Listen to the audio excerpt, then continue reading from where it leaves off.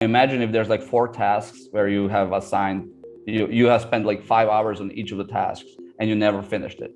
What would have happened if you had 20 hours of your time to do one thing well? So basically, just do less, but follow through with it. It's actually gonna matter more than the illusion of progress that you build out by doing a lot of things sort of and never actually getting it done. Nem, thanks for Hey, Thomas. jumping on yet another episode with me. I appreciate you being here, and yeah, Well, thank you for having me. So yeah. let's dive into it. Well, All right. typically, I like to find out how people are getting into Upwork, how they're getting in freelancers. So tell Mm. me, what is your story? So I actually studied mechanical engineering.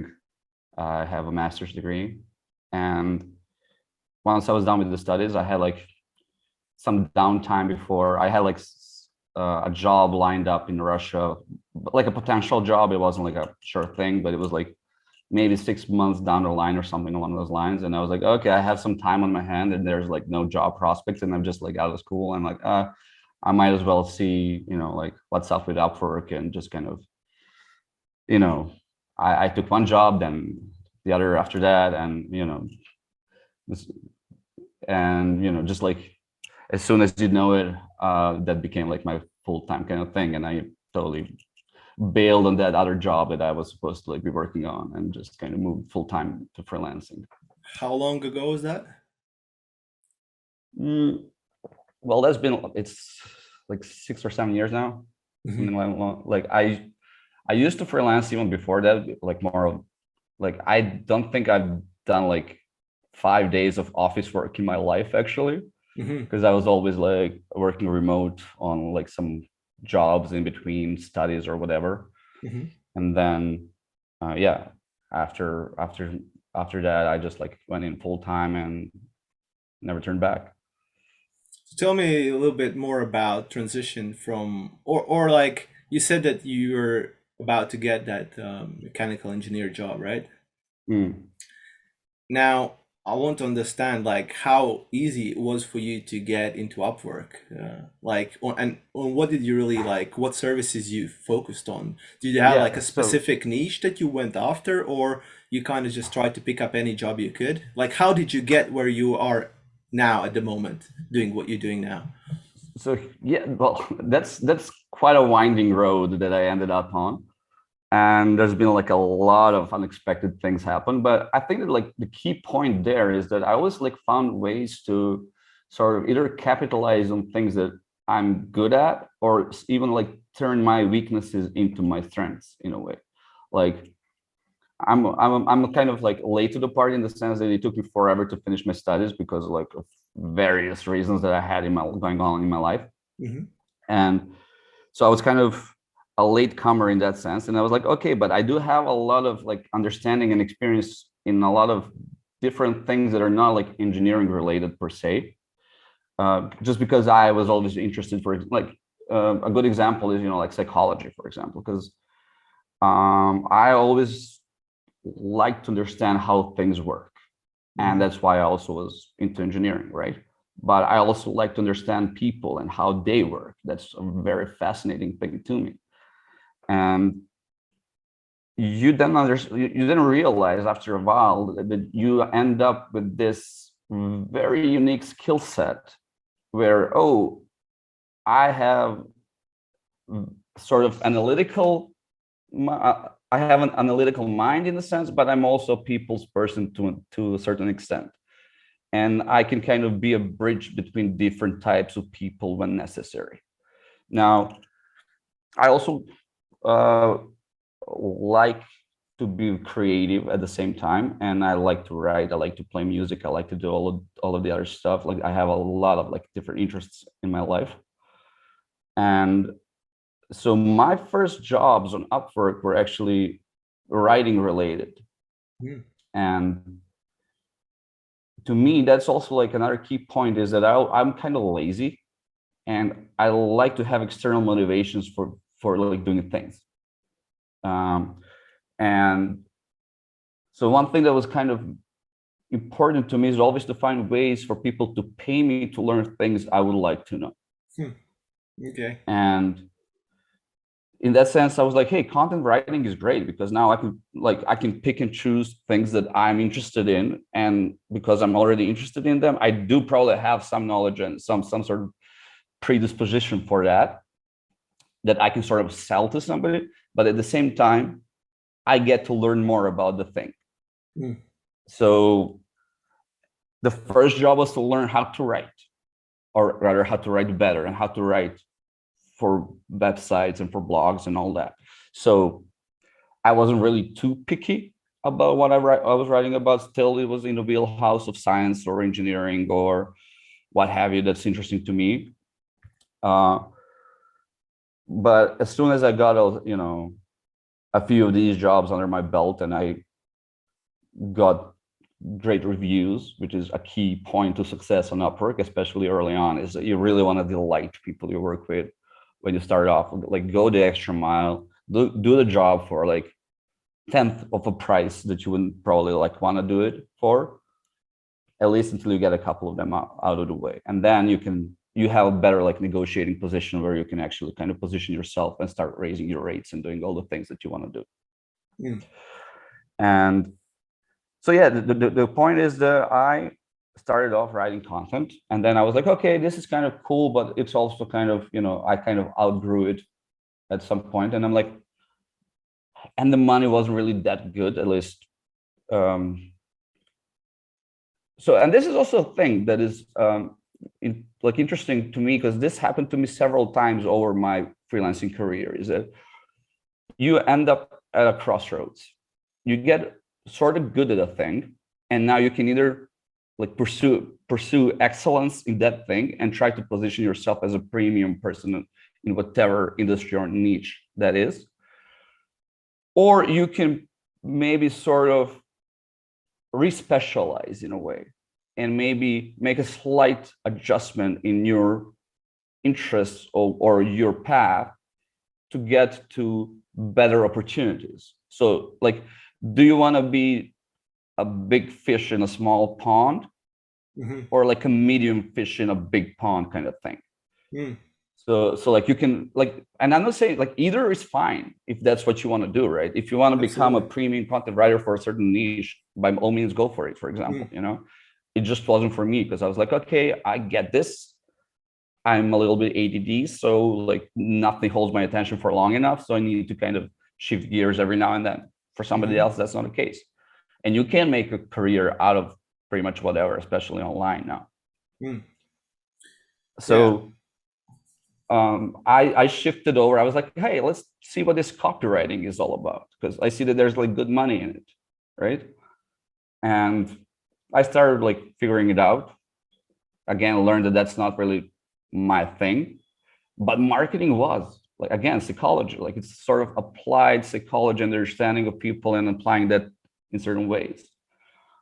So what I ended up doing is I started working with a number of marketing agencies where I was actually writing like content for them and basically doing research on how to do marketing. Again, just like learning through doing things for others.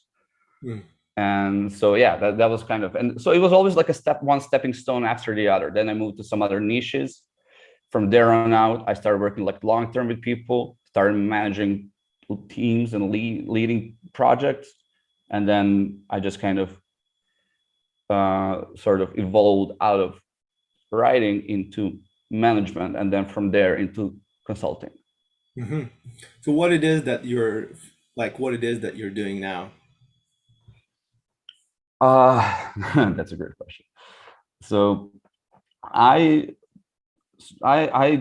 like to kind of think of myself more as a business architect rather than like a management consultant per se. And what I normally do is I help people organize their business, but from top to bottom. Like, we start off with, all right, let's see where the problems are. Let's kind of learn what your business is all about. Let's map out your processes and workflows. Let's then see where the bottlenecks and problems are and kind of try and streamline that. After that, let's talk about setting up systems that are going to help you manage all of that. And then if you need day-to-day management, we can provide it as well. I mean, I kind of like, I'm like sort of trying to be one-stop shop for a lot of things. So basically getting you from ground zero up to where you want to be growth wise, essentially. Usually like people that come to me are people that have either most of the time it's like, hey, we grew very fast and like the things that used to work for us don't work anymore. And that's a very normal thing, because once you scale from like having 3 or 4 people in your team to like 20 or more, a lot of things start slipping through cracks. And then that's where you need to kind of step back and figure out how to actually organize your business. So, and that's where I usually come in. That's interesting. The journey, how you went from just simple content writing to being a essentially business architect that helps. Yeah, but again, it is all the things that I was always interested in. And again, my engineering degree is very good, useful to all of the things I do, because systems design is one of the things that we very heavily focused on. And also I had a bunch of like project management like courses or projects that I had to work on during my studies. So and again, that's like I was able to learn to think as a business developer as well as a product manager, because I understand like both languages in a sense, so that's where the true value comes from in my case, because I'm like, hey, I actually understand both sides of the equation, because I've been a product manager as well during certain period, and then turn more into like that business developer role that I'm more focused on right now. I like how you wasn't scared to the sense where I know that a lot of people say, hey, but I'm not really good enough to charge money for what I know, right? So they would like, I know, take courses and really try to be that, to reach that perfection level before they can start charging their clients. Whereas what you did, and I have done that as well, and I'm sure many others, it's this, because this comes as an encouragement for all those listening, is that you don't have to be perfect, right? So like now the market is so I almost want to call it forgiving, right? If you want to deliver the value and if you want to solve the specific problem, then market is there for you. I think you're actually touching on a very important aspect of it all. And not, again, this is what I was saying before we started recording, is there's this like reciprocity between different things in your life that you can use to your advantage. So for example, my project management experience helps me with my freelancing, but my freelancing also helps me with my project management. Like you can get insights from different areas of your life that you can apply in other ways. And what you're just saying actually kind of goes for everything. Like, they say perfect is the enemy of good. And this podcast, whether I mention it or not, is brought to you by Proposally. It's brought to you because first, I created Proposally for freelancers just like you, who struggle sending winning proposals on Upwork, and really for everyone else who just wants to send Upwork proposals faster. I collaborated with top-selling expert Upworkers to create a growing library of effective and proven Upwork templates. You can use these templates when you apply for jobs on Upwork. Now you can send proposals your clients will love reading and significantly increase your chances of getting hired. And even better, you can do this in a fraction of time. No more digging into your notepad or searching your computer for your best performing cover letter templates.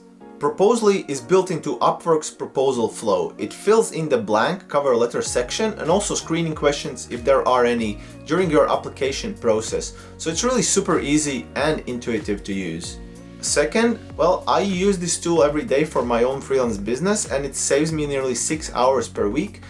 I can use this newfound time to improve my business in other ways or make additional income if I want to. That's what I call effective proposals. quick warning guys, never ever send cookie cutter proposals on Upwork.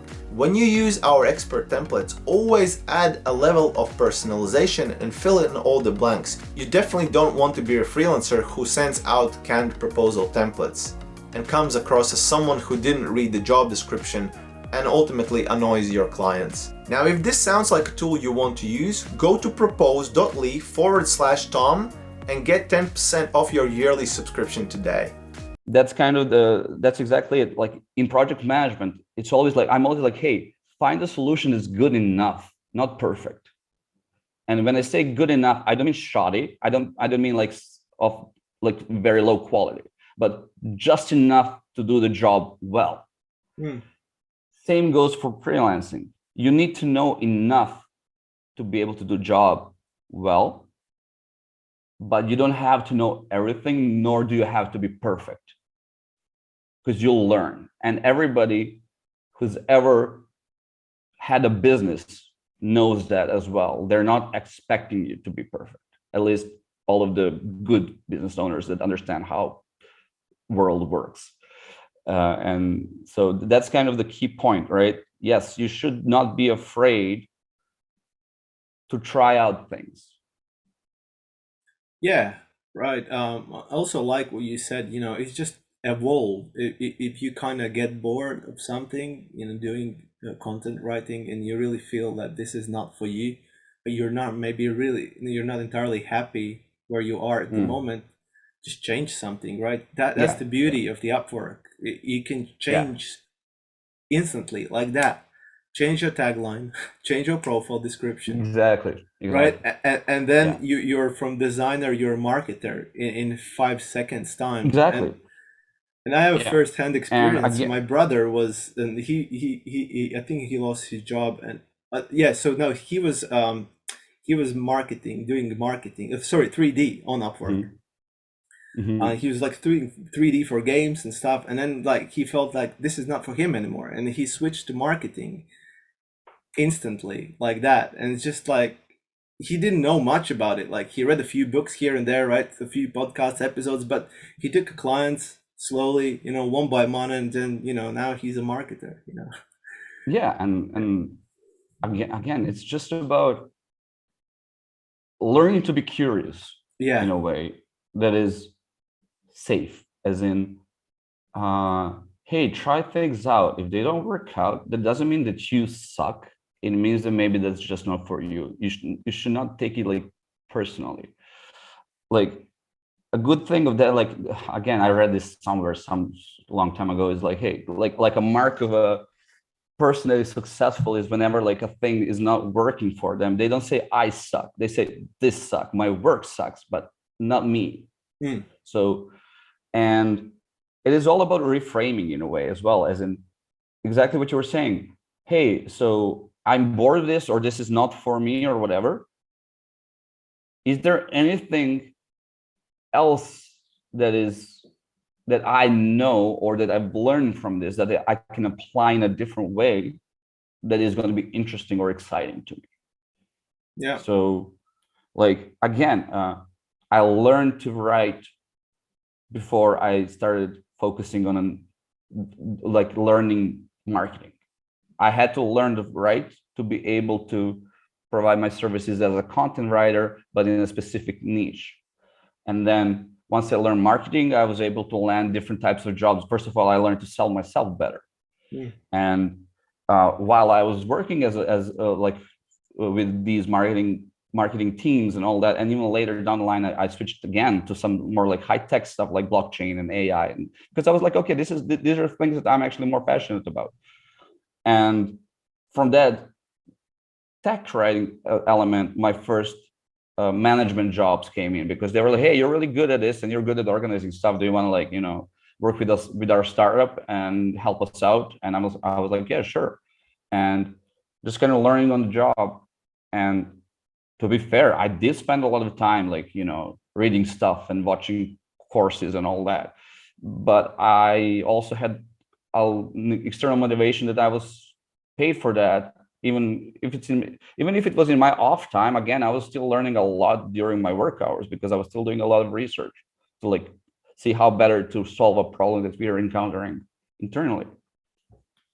So those are like key things to take to bear in mind, is like, how can you like step away from what you're doing and like observe yourself and your knowledge and your needs in a more detached way, to see how you can then reapply that in a way that's going to make more sense. Because like, hey, I'm not happy right now.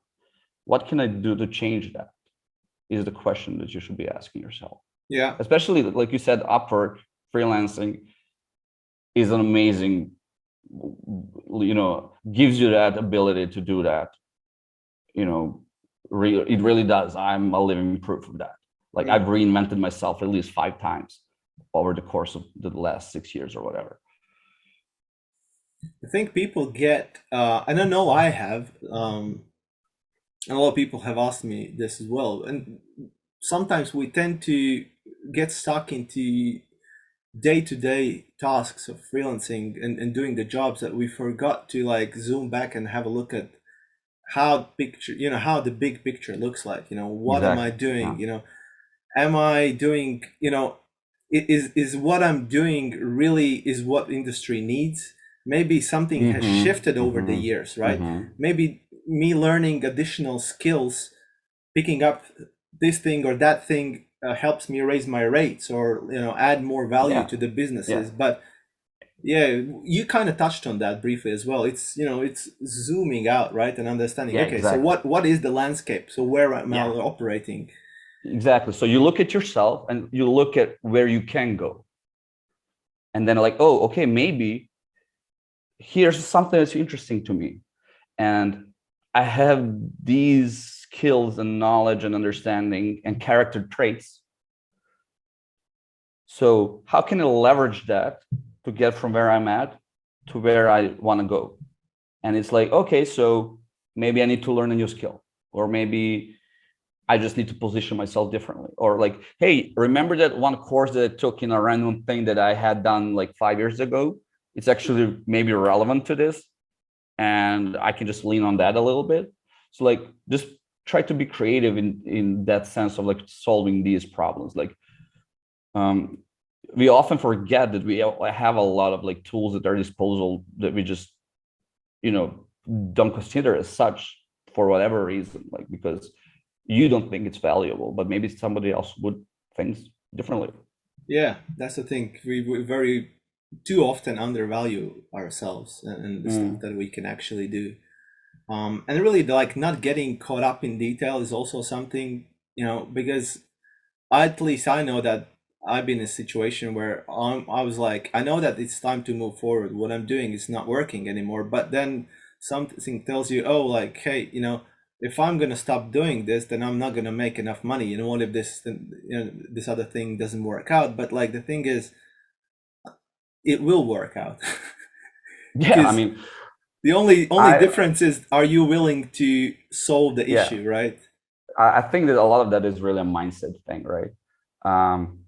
Few of the things that I'm actually less prone to doing that, but like earlier on, I would just spend this. I would spend all my money, because I was like, if I spend it, then I'll be forced to earn more, and that kept me going, and that kept me motivated and hungry. And also, I was always like thinking of it in terms of like not limiting yourself. And whenever people will say that, hey, something is expensive, and I'm like, it's not expensive. You're not earning enough to live that lifestyle. So if something is expensive to you and you want it, it's not about that being like out of reach for you. It just means that you have to kind of rethink your life and get to a higher level for that not to be expensive for you. And then at some point you'll hopefully reach the point where everything you would like to have is affordable to you. No, that is true. I've found that there's always this next level, but that's why it's important. And really, for me, it made a lot of sense, and I actually started earning more as well. And this is a mindset thing. You have to kind of pinpoint what is it that you want in your freelance career, how much money you want to make per month or per year. and then you set the goal for yourself and you go and do everything that needs to be done and actually to make that amount of money. Because until it's blurry and you don't know where your business is going, and we can talk more about that with you in a second, I believe that, you know, it's like you don't really know where you're going, then how can you go anywhere, right? So you're gonna go America, Exactly. Yeah. right? But Yeah. maybe, you know, you're not like checking your planes and schedules and you go to Africa instead. So like, hey, Yeah. I didn't want to go 100%. Africa, right? So from your experience, and as you said, you're like a business strategist, you know, you identify where businesses are having problems. And look, as a freelancer, I think we're having these problems all the time. There's a bunch of problems, right? We're like solopreneurs. We're doing everything ourselves. There's taxes, job fulfillment, marketing, project management, communication with clients, you know, all of this stuff. Now, how can someone, first of all, I guess let's try to understand how can they structure their business. So, like, do you have any tips of what someone should do to you know, to maybe zoom back and structure their business so it makes sense? Before I go in there, I just wanted to add to what you were saying about freelancing and going in their direction and knowing where you want to go. You mentioned it, you know, budgets are important to set in your mind how much you would like to earn. But I think it's not only about that. It's like, what does freelancing mean to you? Is it freedom to work whatever part of the day, to travel, having financial stability? Like, you just have to understand what are your needs in a lot of ways to kind of inform how you want to approach freelancing. So I just want to add that to what you were saying, because I think that's important, just to kind of be realistic about what you want to get out of it. Absolutely. And then, Absolutely. then also be fair about what you need to do in order to get there, because if your expectations are high, you also need to put in the work. Absolutely. Absolutely. There's no shortcut. No. And I like what you said, and it's 100% true. I call it life design, right? Because you're designing the life you want, you know, whether it's that's a good way of putting it. I like it. You know, I kind of always wanted to design, like, I always wanted the life that I have now, but then again, I designed it, right? Step by step, piece by piece. I did everything that needs to be done in order to have a life that I have now. And I think everyone can do that. It's just all you said, you know, being a very specific and clear what type of life you want, and then just, you know, and again, it's okay if you don't know. Yeah. But think about it. Eventually it'll come to you. Just be aware of it. At some point you'll be like, oh, hey, this is not what I want to do, or hey, this is really what I want to do. And, you know, just kind of, you have to be present in your life in that sense, to kind of just observe yourself and your like internal states, and kind of try to be as realistic with that as possible. So it's hard, but it's extremely valuable. Now, going back to what you were asking me about, like tips and things that you can do in your everyday life or like as a freelancer, boy, where do I start? First of all, like, I think about myself and my life as I do about my business. I have goals, I have sort of deliverables, if you will. And I try to observe and learn from my efforts, mistakes, and all that. And my work, I like to look at it in like 1 week sprints, and just kind of think through what I have to do during that week. Now I have like work to do for clients, but I also have a lot of stuff internally to work on to improve my life and my business. So I usually set goals for the week. And so I think that that's a good chunk of time for anybody to kind of like, I think that like working week for week is really good, because it's a very clear cut timeline, and it's kind of easy to manage work in that span, because you can shift it around a little bit, and it's not going to like make or break your whole concept. So like, if you didn't get something to do today, you can do it tomorrow, that kind of thing. So you're having some leniency and flexibility in the sense of how rigid you are with the structure, but still being able to put out clear goals. And then why that's important is that you'll learn what your capacity is, and learn from, okay, so I set out these 15 items to do this week and I've only accomplished 5 of them. The first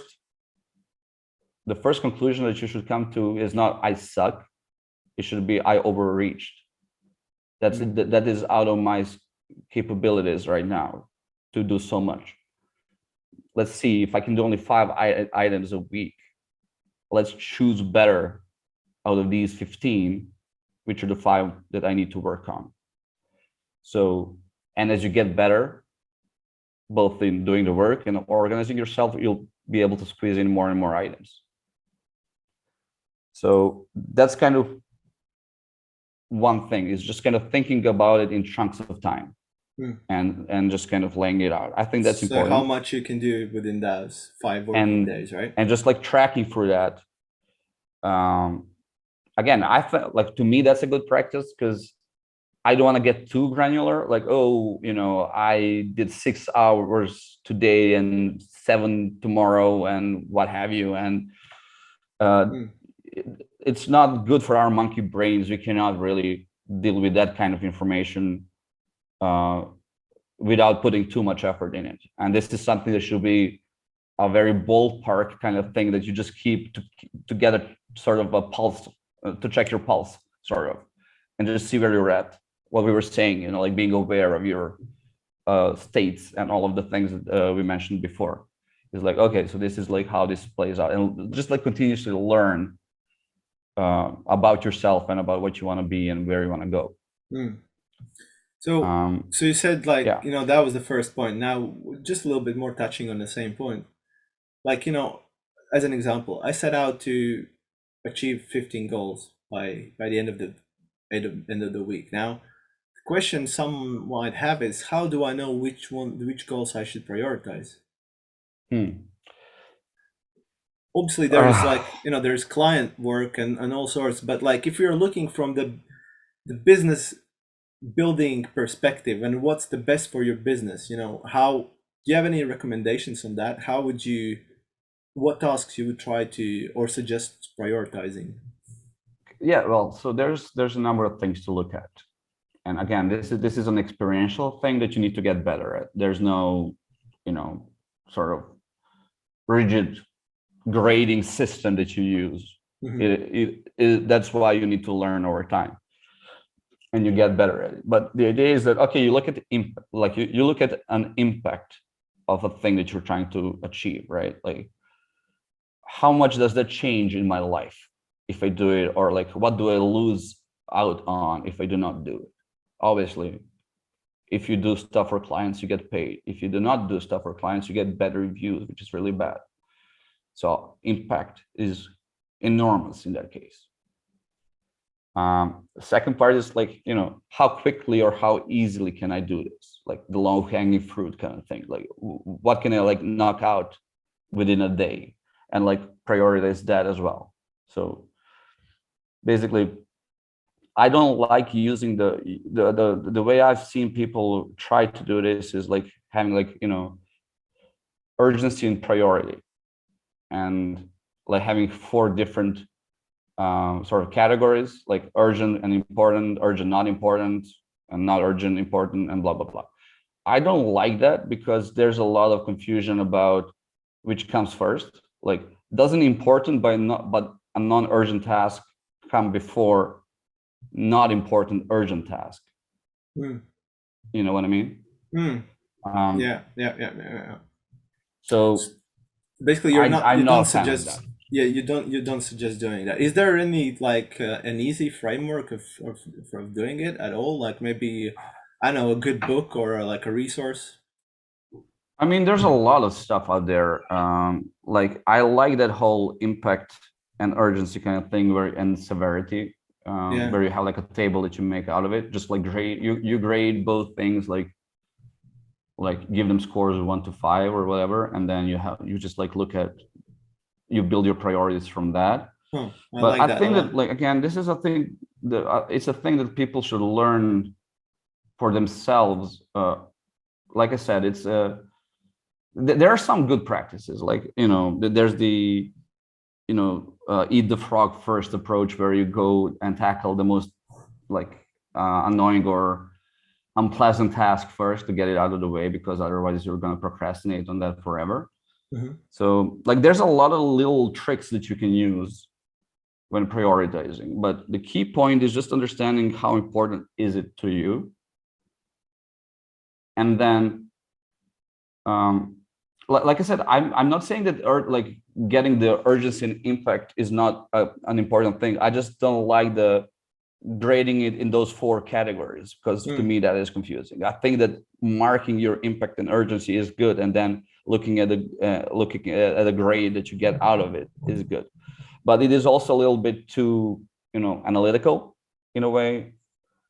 How, like, what does 1 on that scale mean? What does a 5 mean? It's very subjective. So it's all about, okay, like I said, does this earn you money? If it doesn't earn you money, what happens if you do not do it? Like, those are the questions that you need to answer. If a bad thing happens, if you do not do that, you should do that.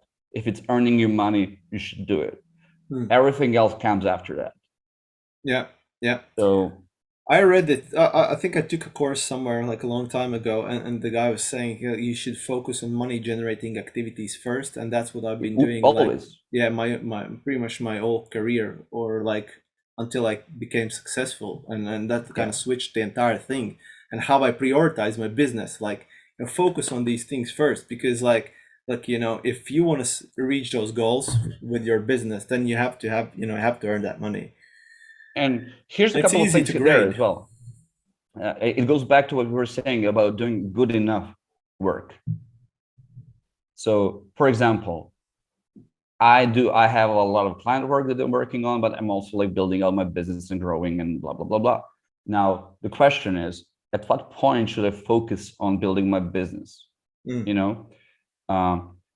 If it's working for me, if I'm acquiring clients through Upwork at high enough pace to sustain me at what my capacity is, there's no sense in me going and improving my client acquisition skills or like capabilities.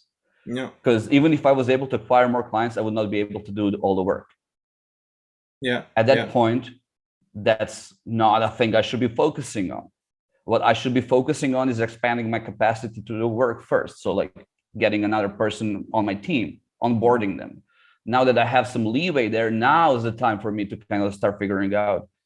Obviously, you don't like literally wait for it until the end, the last minute. You start working on it ahead of time.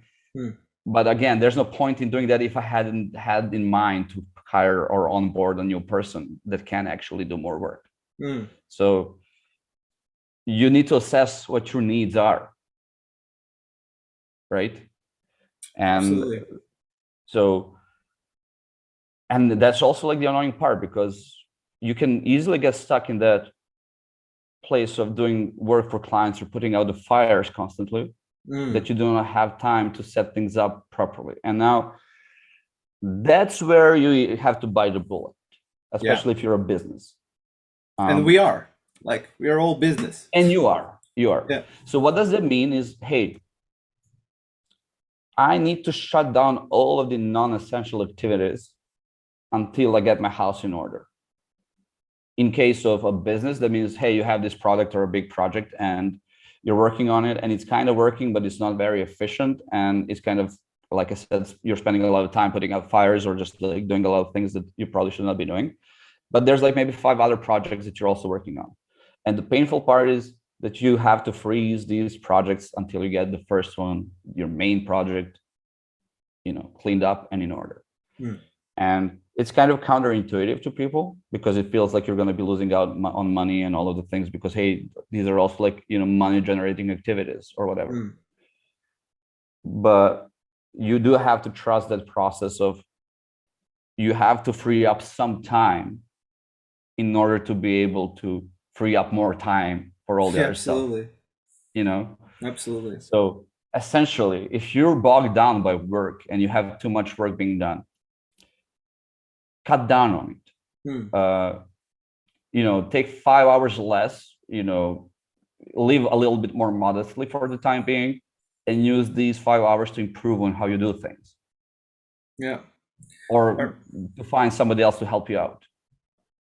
So that's kind of, or work on getting your rates higher so that you have to take on less work to survive. For sure. Like it's always about that equation. You only have so much time in a week that you can use. So you have to find ways to free it up for things that are going to free up even more of your time. There's a good quote, I can't remember who said it, but basically it goes something like, those who work all day don't have time to make money. Pretty much so, yeah. And it's really fun. And I think that like in the life of a lot of, like, I would say that like freelancers go through like 4 distinct stages in a way. And not all of them go through all of the stages, but you essentially start off as a, you know, freelancer learning the ropes, then you become an established freelancer. And you're getting your work done, you're getting all the clients in, you're doing well. And from there on out is, again, that's a crossroads part, because you can either establish yourself as the top of the niche and stay the solopreneur kind of thing, or what is more likely is you're getting so much work in that you cannot do it yourself and you start hiring other people to help you out. And essentially you become a business owner instead of a freelancer. And now and then that's the third stage, is like learning the ropes of being a business owner. And then the fourth stage is becoming an established business owner. So that's kind of the distinct things I've noticed happen in life of successful freelancers. And yeah, so that's kind of where it's at. At some point, if you're really good at what you do, you're probably gonna have the possibility of branching out and hiring people to work for you. Now, it's your call whether you want to go that way or not. You can't just remain exclusive and just up your rates up because the demand is so high, and you just still keep working on only the chosen few projects you're interested in, legit. Or you can scale horizontally and bring your capacity up so that you can do more work and by extension get more money in. Yeah. Now, well, let's talk a little bit about capacities and working with multiple clients. Now, you know, let's run through a quick scenario. Let's say I'm very good at what I'm doing, right? I want to make more, but I hit my rock bottom. Oh, sorry, like, you know, there's a ceiling. I hit the ceiling, you know, because my capacity is full. I can't do more than I can do. And, you know, I've tried to reduce my rates, for example.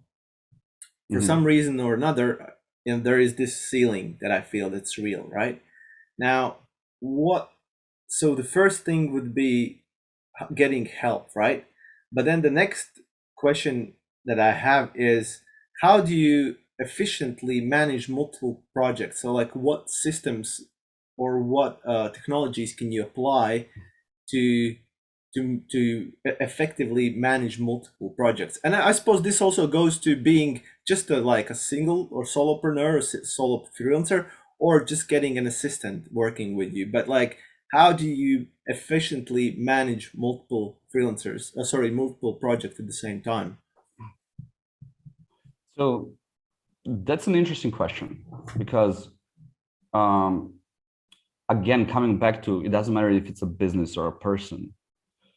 The approach to me is not like a, you know, one size fits all kind of thing.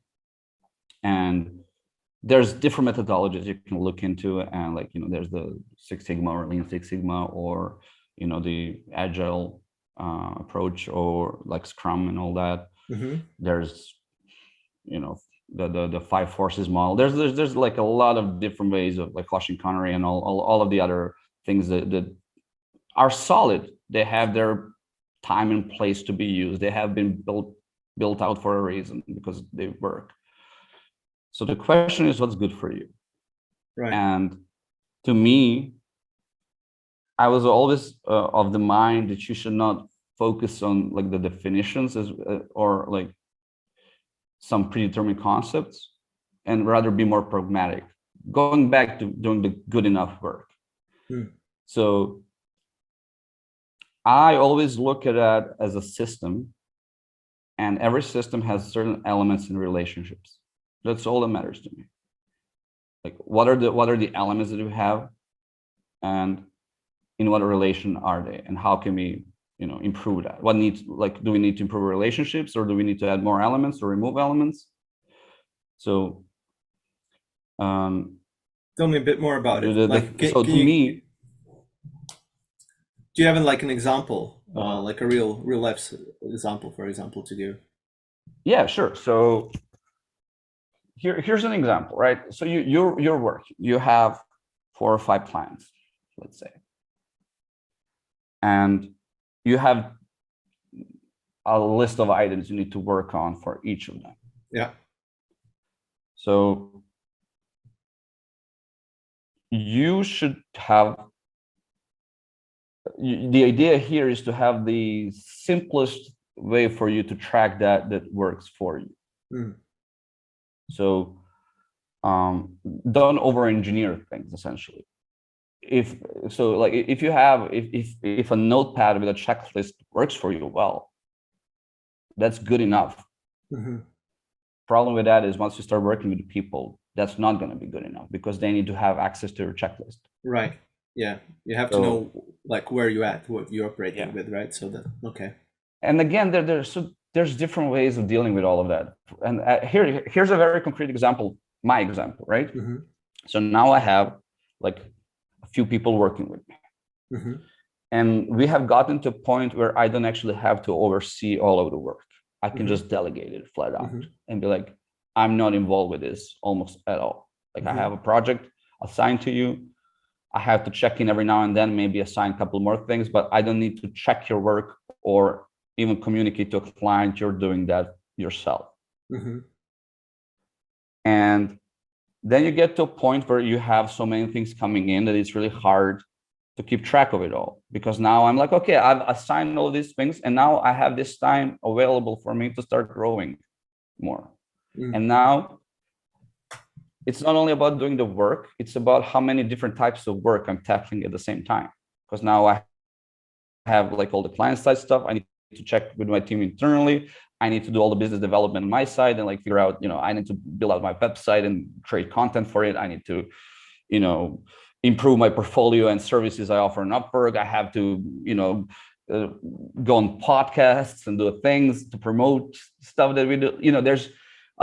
There's all this stuff that there's legal stuff that I need to deal with, like contracts and lawyers and accountants and all of the stuff that I didn't have to bother with before. And all of that is, taking some of my capacity, more so now, until I learn how to do it really well enough that until it's set up to run smooth. So I had several options here at my disposal at that point. I'm like, okay, I'm getting overwhelmed with all the things I need to do. I'm not getting half of them done. Mm-hmm. Not even so that I don't have the time. It's more like analysis paralysis kind of thing. I'm stuck figuring out which stuff I need to work on first. Mm-hmm. And so I'm like, okay, let's step back. Let's chunk this down. Let's be like, okay, this is client work. I'll handle this like this. I'll assign more stuff to other people. I'll get an assistant for myself that's going to actually help me keep track of this all. Because obviously it's not working for me. And like the price I pay for the assistant is way less than the cost of opportunity lost if I don't do all of the stuff that I need to do. Even though it's like an investment that I'm not seeing a return on immediately, because they're not doing client-side work, they're not generating money for me. But them taking away my need to keep track of things, and that helps me, actually execute on more things. That little thing is helping me tons, because now I have way more motivation to actually get stuff done, because somebody else is, standing over my shoulder and reminding me that I need to do stuff. And again, it's much easier for me to keep track of it all. And I'm kind of, practicing what I preach, because those are all the things that I always say to my clients. Hey, dumb it down. Like, let's see what, like, a thing that happens oftentimes is that people have knee-jerk reactions, and are like, project doesn't go well, and there's like fear of failure or whatever else. And then what happens is, okay, so our approach is not good. And then they just like pivot. But the problem is that you're not going through the learning process there. When you make a decision, whatever the decision is, you should like lock it down for a certain amount of time, at least like a week. And then after and go through with it. Because maybe the reason why it's not working out is because the thing you're trying to do is hard to do. And it takes time to figure it out. Or maybe it's not working out because your approach is wrong or your solution is wrong. But if you don't take the time to go through with it, at least for a long enough time to figure out which one of the two it is, you'll never know and you'll never learn. And I think that's kind of key to, kind of addressing all of this. For me, it was like, okay, I have no idea if this is going to work out. The whole, assistant helping me out thing. But it did work out. It did work out splendidly. I needed to give it a try and to stick with it for a while to see if it's going to work or not. I'm still not sure if it's going to work out or not. We'll see. Right. Yeah, I love what you're saying, man, because I can relate. I'm definitely in this situation, and it just kind of hit me that, I've been working with people that help me do the client side work, but when it piles up, you all of it just comes crashing in your head, and if you don't have a room to zoom back, which we kind of rarely do, unless there is like a routine to do so, once in a while you set an hour or a few hours a week to review your, but I personally rarely do that. And it's important. It's very important, right? And like having that assistant that helps you take all of that busy work away, so you have more room to think. I can clearly see how. Obviously, that is such a sort of first world problem kind of thing for freelancers, like being at the position that you are at or me, because that means that But again, that's what you need to learn and evolve, as we talked about. Again, just you need to kind of keep learning and understanding where you're at, and be like, okay, so this is what's going on in my life. We're actually on a new track now. I'm a business owner now. I'm not a freelancer anymore. So I need to kind of address different problems than before, and it's frustrating because to me, I'm used to being successful at what I do, and this is not working out. Like, why is it not working out? Why am I not good at it? And you're like, no, it's just that this is hard and you need to learn to do it better. And then over time you do get better at it.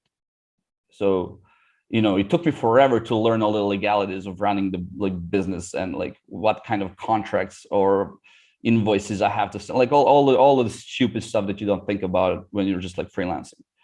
So, and it was, it was annoying. I didn't want to learn it. I was like, I have an accountant. Why do I need to know this stuff? But unfortunately, that's how the world works. And you'll learn over time. Now I'm like, hey, I'm kind of an expert on, Romanian legal system, which I would have never expected to be, So that's kind of the thing, right? And I would say that also what's important is you mentioned the piling up of things. There's this concept in engineering that's called like a work in process, where the idea is the more work in process you have, the worse you are at doing it because it just piles up. Basically, imagine if you have a factory floor and you have like different stations where you're doing like different types of things to get a finished product. And if you have like a bottleneck somewhere, what's going to happen is a lot of your work is going to start piling up. You're going to have like boxes of your products or like half finished, like, sort of crates of products that are like half finished being like sitting in the middle of your factory. And that alone is annoying because you're not churning out the products. But again, the problem is that now that you have all of this space being taken up by all of your products, you have to walk around it. It's harder to navigate your factory because you have all this clutter. So ironically, work in process, if you're not being able to do it at this, nice even flow, it actually adds to inefficiencies just by being there. So like, if you end up piling up tasks in your backlog every week, and it gets bigger and bigger, you're actually going to get less and less done over each week. So that's why we were going like, okay, so what is your capacity? Be clear about it and put only that much in your backlog, and everything else goes to back burner until you have more time. Yeah. Because that's going to actually ironically help you out do more stuff. So those are like concepts that are like sort of counterintuitive and maybe even ironic, but it helps understand.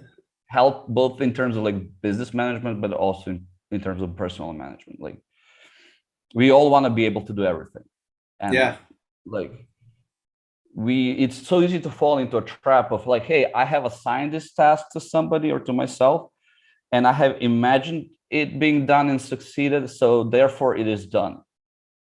Like you magic it away, like, oh, I've assigned it to a person, it's done, and now that means I can assign another task to them, which is not the case. And what happens is everybody ends up having their like plates full, and things just start like falling off the plate after a while, and you just end up with like a bunch of stuff that you actually expended effort in and some time in trying to do it, and then giving up halfway through. Now imagine if there's like 4 tasks where you have assigned, you have spent like 5 hours on each of the tasks and you never finished it. What would have happened if you had 20 hours of your time to do one thing well? So basically, just do less but follow through with it. It's actually gonna matter more than the illusion of progress that you build out by doing a lot of things sort of and never actually getting it done. Yeah, so it's better to focus on those few things, get them done, get more things in, get them done, than just take a bunch of things, right? And just kind of jumping between the projects or little small things, and then firefighting mode. Guess what? If you actually get all of your stuff done earlier than expected, you can always add more stuff to do. That's not the hard part. So that's just like that's a good problem to have. The other one is not. Yeah, for sure. Now I've been in both scenarios, and as you said, what I came to understand that it's far more efficient to just get those few things done, and it kind of creates that life work balance as well, because like when you have list this big and so many different projects and you're trying to do everything, it's just like and that feeling, at least for me, that things are falling out of hand. It makes you feel miserable. Exactly. It makes you feel like, hey, am I not delivering for my clients? Are they paying me this money? Am I not delivering? Like, are they netting enough value? Am I not spending enough time with family? What I'm doing wrong? Like all of these things. Exactly. And then, you start feeling down on yourself, which makes you being less capable of doing work. You're less focused. You start being burned out because you're like trying to keep track of so many things. That is actually tiring. And by extent, that also makes you do work less efficiently. So it all adds up, right? All adds up. It's really not a good look on anybody. No. And things start to fall through the cracks. They do. Yeah. And that's when the quality goes down and everyone feels it. I've been in those situations where I didn't know what to do, and I just like onboarded clients because I felt like, oh, this is a game on Upwork. I can make this much money. I can get more clients and more and more and more. And this is so fun, man. And it's like, but there is no process underneath it. And then it's like, oh my God, man. And then like people are getting mad. You're not replying to their emails and messages, and like you're missing deadlines. Everything's happening. You have to start making up excuses of like, oh, I was sick, or like I had a family emergency, and then you feel terrible because you had to do that. Exactly. Like it's not a good thing. And again, that goes like, it's really funny because it's the same for like, if you're running a business, you're going to have the same kinds of problems. And I've seen them firsthand, and like all of the businesses that I've seen fail because of this. Because people would try to solve problems but would get impatient with it, and instead of like sticking with a course, they would just try to like, we'll use this tool or that tool, or we're going to use this approach. And then you do exactly what I was saying. You spend so much time just like implementing stuff that you're never going to use, and so now you even have less time to do work. and you didn't do anything that helps out, and that's very demoralizing. And then people, people start leaving, and now you can do even less work, and it just kind of goes under. I've seen it. Yeah. So sure thing. And I think we're just kind of like talking about the business, like the real business, and the freelance, whereas like, I mean, it's kind of the same, isn't it? Like the freelancer is the business owner in making, right? Exactly. Yeah. Yes. Yeah. And you have to what learn you're all of those doing, things. like what you're doing is you're selling a product. Services Services are a product as well. Yeah. And so what you need to do is develop your product and sell it, and then improve your production capacity. Yeah. And sell more. Yeah. So, it's really essentially it's easy only when you zoom out and when you actually realize and you're being honest to yourself. Look, I am not an employee. No one's gonna come in and sort this out for myself. It's either me, doing all this stuff and sorting it out, or I might as well go and get a job, right? Like 9 to 5, because eventually you'll have to do it. The good thing about it is, though, it's not like all like doom and gloom. We're talking about it right now, and it sounds really kind of bad, but these are all good things to do. You're probably going to be fine even if you do like 20% of it over time. Like it's gonna get more and more important as you move on. But if you're starting up or just like, there's a lot of room for error. The only key thing is to actually that you really have to focus on is like keep your clients happy, because that is the thing that can make or break you. Everything else is a bonus. So that should always be like your priority number one. Get that good feedback, keep them happy, and everything else will fall into place. Absolutely. You'll also learn a lot from your clients as well, how they do business, how they think about things, as long as you build relationships. And that is also like a key point, right? It depends as well, like on the type of work you do, right? If you're a content writer, I think it's absolutely enough for you to send out a proposal on Upwork with a couple, and then you just like pick a couple of articles you already wrote, for example, hopefully in the niche you're applying for. And then, just that person is either going to hire you or not. There's probably not going to be like an additional onboarding process for that type of work. If you're working on stuff like I am, which is more open-ended, that's not going to cut it. I cannot just send you like some portfolio. I mean, I could probably do that, but I don't want to do as well, because I need to learn about my clients to see if they're a good fit. So what I'm selling in that case is a phone call. Like in my proposal, I'm not selling my service. I'm selling us to meet, to talk about what you need and how we can figure that out and resolve that. And what would be a good way for you to do that, and if I can help out with that. So those are like, there's a time and place for different approaches, and over time you'll learn how to, again, because if you keep being curious and just like seeing that something doesn't work, and then try another thing until you figure out what works. Don't be afraid to try stuff out. I think so. And also I'm a big advocate for like, there is no one size fits all. There's just information, there's experiences, and there's not really best practices. I mean, you are your own best practice, providing you're doing things and experimenting and building and improving, right? Because none of this that we're discussing today, we can say someone, hey, take what we discussed today, go off and you're going to be successful, because there is a huge chance that this might not even work for someone at a certain level, right? Like I can tell you from my experience what worked for me and how I think about things and what made me successful. Will that automatically do the same for you? Probably not. Maybe not. Probably not. That's why I'm saying it's not important. Like I like to like sort of educate people on how to think better about this stuff. That's key. Not what to think. How to think. Like I said, just think what works for you and zoom out and try to identify what is really like, is this something that I really need? Is this like, how does this help me? How does this, and again, like a good question is, what happens if I do not do this? Like how painful is it? And then, you know, can somebody else do this for me? If yes, how much is that going to cost me in terms of time to find, onboard, and train person versus what I get out of it? You know, how valuable is my time as opposed to that person's time, and so on and so forth. There's a lot of things to consider, right?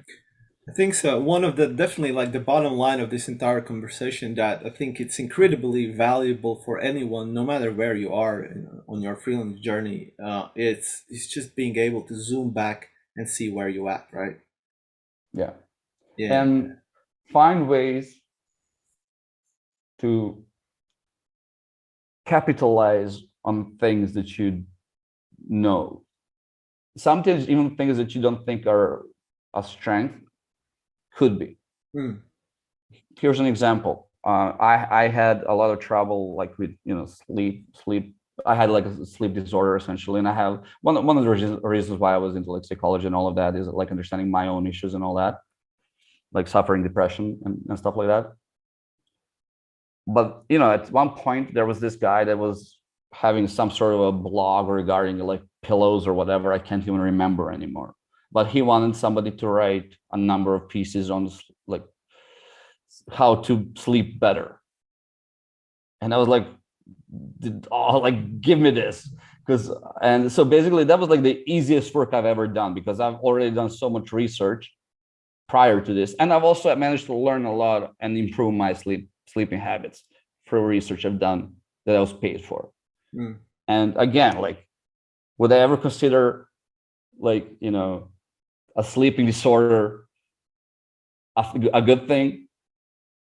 Definitely not. But there's always a market for something, and you can always find like ways of capitalizing on that. And like whatever hobby you have, if you're good enough at it, you can make money off of it. Absolutely. At least by teaching others to do that. Yeah. So basically, whatever you do, there's probably some way that you can, even if it's like a bad habit, you can learn from it. Like, okay, you've been, you know, like an alcoholic, and now you're not. You can teach people how not to do things that you have done, you know, or like no matter what it is, there's always like insights that can be gained from it, and there's like ways for you to sort of capitalize on that. Yeah. That's like a transferable knowledge, right? That comes with you pursuing things, you know, doing something that as a side project or as a hobby or whatever. There's so many people in the world, somebody is going to have a need of that knowledge, that specific knowledge. Yeah, and there's so many projects in Upwork every single day, right? Thousands and thousands, and you can just think how you can. It's always interesting, like, how can I help this person? What do I have that others do not? Like, what kind of insight can I have? Can I provide to them? What kind of value do I have that is on top of the usual stuff?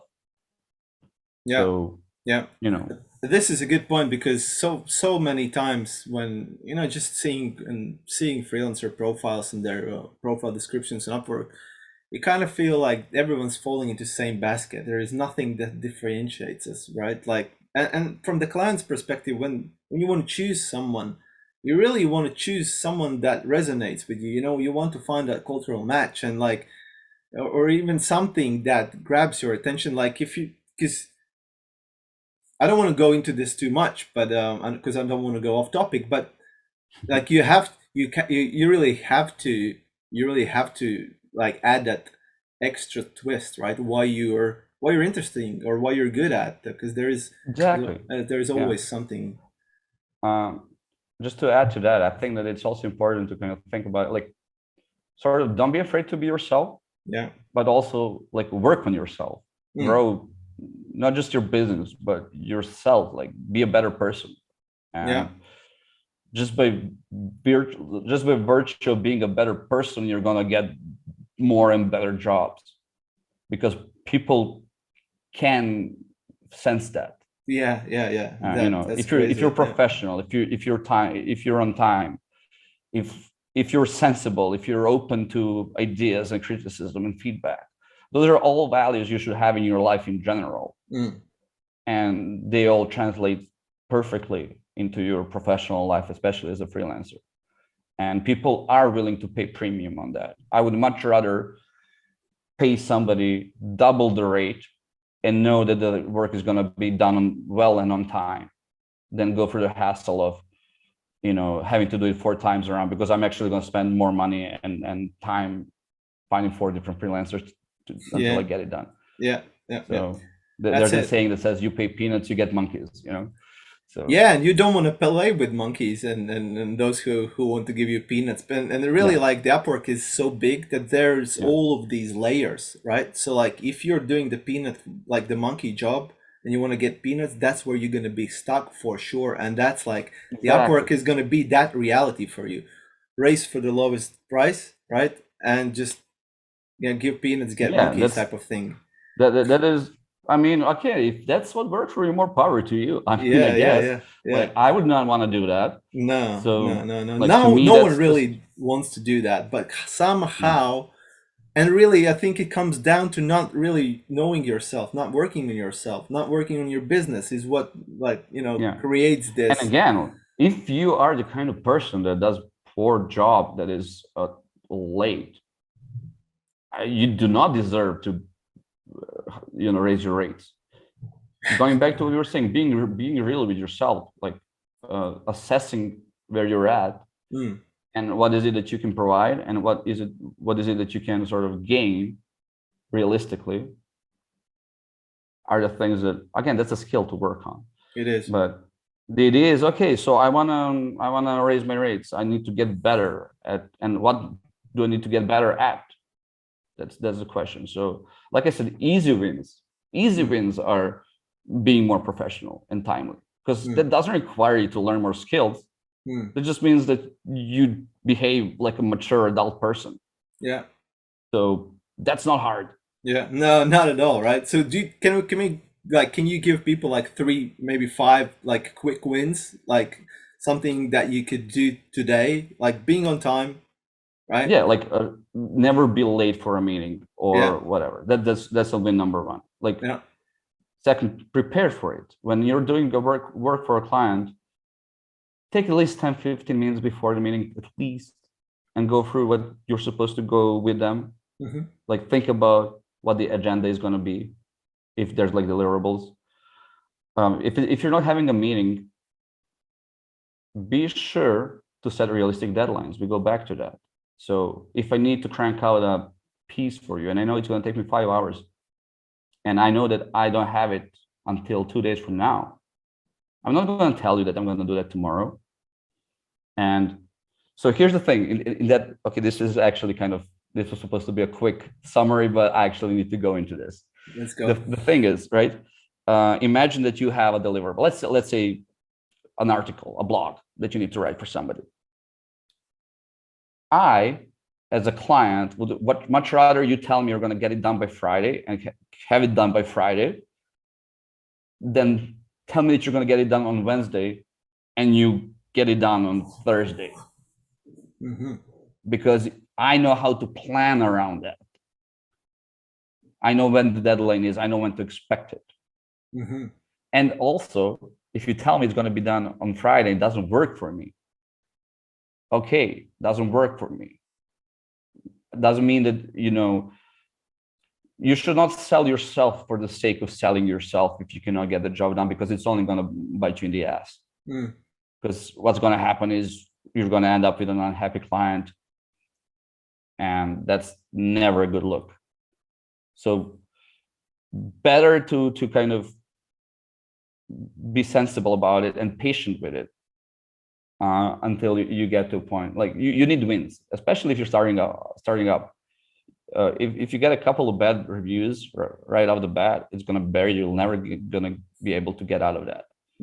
So now that was very important. That I think a lot of people struggle with the deadlines. So when I say professional, that's what I mean mostly. Hey, be real with yourself and your client. and they're going to appreciate it. And if they don't appreciate it, well, you're better off without it. Yeah. Just being also human one to other, right? Like, why would you lie someone, you know? Like, exactly. Be true to yourself, be true to your clients. So also set some limits and value your time. So if, you know, your work hours are until 6 p.m., for example, you do not communicate with clients after that. You'll lose out on some of them. But again, do you really want to work with somebody who's going to be expecting you to be at their beck and call all day long? Yeah. It's extremely stressful. It doesn't really, it's not worth your time, because there's other people that are going to be out there they're going to be reasonable about it. Yeah. So like, those are maybe like 3 points, like, you know, be professional, be on time, and take care of yourself and set some boundaries. Yeah. Those are like maybe key points to bear in mind. Absolutely. I think that alone, doing those things alone, stepping back now, go ahead and, everyone's listening, after this episode or whatever, set some time aside to think, and do these 3 things. Absolutely. Always assess. That's probably like point number 4, be introspective. Yeah. And think about where you're at, where you want to go, and what are the steps you want to take. And that's very, like, whenever you have a problem that's hard, that you don't know how to solve, instead of panic, I mean, you're going to panic, but trying to kind of take yourself out of that mindset and just like think about, okay, so this is the problem and I cannot solve it right now, but what are the things I can do right now to help out with that, or like at least diminish the problem, or push the problem back a little bit. And then, like, if I cannot come up with a solution right now, because first of all, it gets you out of that panicky mindset and puts you in that productive mindset where you're like, and that's going to make you feel better just by itself. You're going to be like, okay, now I'm attacking the problem. I'm figuring out things to do with it. And fun enough, even when you start working on a thing that's maybe not going to solve the problem, you're actually more likely to come up with an idea of how to solve the problem. But you need to kind of be able to step back and figure out what are the things I need to do in order to get where I want to get. And again, that's a skill that you build over time. You get better at it. Yeah. And it can only help you. That's beautiful. Now, you said that you're doing consultations. Do you also consult freelancers? Like, if someone listening is like, oh my God, I need to reach out to Nem to help me, figure out the mess. I never thought about it. That was definitely not on my roadmap, but I could maybe like think about, I mean, I'm definitely like, I'm putting together my website. There's probably going to be some blogs. I'll probably touch on freelancing as well. Although I'm more B2B. I'm definitely like aimed at businesses. So this is not my niche, but I can definitely put together at least some resources that you can maybe share with other freelancers on different things that they like some tools they can use, or frameworks that can help put together some sort of a package for them that would be maybe interesting. And that would be fantastic. And there was so much value, man. I learned a lot. Some light bulbs went bam, bam, bam. Okay, so I tend to ramble a lot, so I have no idea if anything I kind of said here actually came across the way I intended. But it made a lot of sense for me, and I'm pretty sure it made a lot of sense for many others. So yeah, I can say again, because to me, I like to think about concepts. I like to. Because then I'm not prescriptive. I'm not telling you what to do. I'm telling you how I think about things and what made me successful and what I've seen doesn't work. Yeah. So those are like key points. Yeah. No, that as we already kind of briefly touched upon it, that's one of the most important things. The only thing that we can really do is give people information and share what have worked and what hasn't worked, right? And everything else is up for your interpretation and your own trial or error and doing things and trying to make things better, genuinely, wanting to make things better. All right. And I think what you're doing right now is perfect for that. And I do thank you in the name of all the other freelancers. I think that this is a great initiative, and I was really happy to kind of jump on this call with you and share some of that. Appreciate that. Yeah, there's a lot of value, and definitely, talking with you, you can sense that there is this just hands-on knowledge, that's realized knowledge, not just some ideas, but beautiful. I'm sure a lot of people are listening got a lot of value out of it. Well, Nem, I appreciate your time. Appreciate you being here and sharing your journey on Upwork and all the valuable insights that you have with everyone listening. All right. We keep Thank you for having me. It was actually a pleasure, and it was really fun to just kind of chat about stuff that I'm passionate about. Beautiful. So yeah, thank you for the opportunity, for sure. All right. As well. Thank you. All right. Take care. Bye.